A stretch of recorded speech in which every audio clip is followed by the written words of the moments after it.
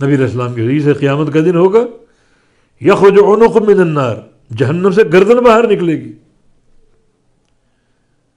اور وہ گردن چیخ رہی ہوگی کلفت بثلاثہ، 3 طرح کے لوگوں پر میری ڈیوٹی ہے،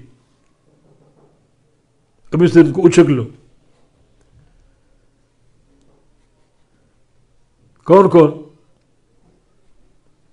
بکل من جعل مع اللہ الہا آخر، جس نے اللہ کے ساتھ کسی اور کو پکارا، شرک کیا، اس کو پکڑ لو۔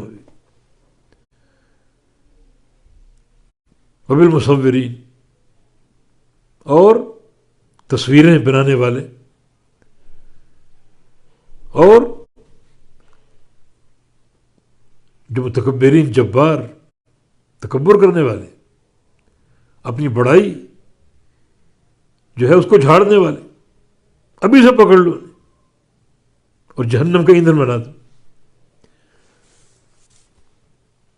تو جو بھی عطا ہے وہ تقدیر میں لکھی ہوئی اللہ کے امر سے ہے، اور جو محرومی لکھی ہوئی ہے اللہ کے امر سے ہے۔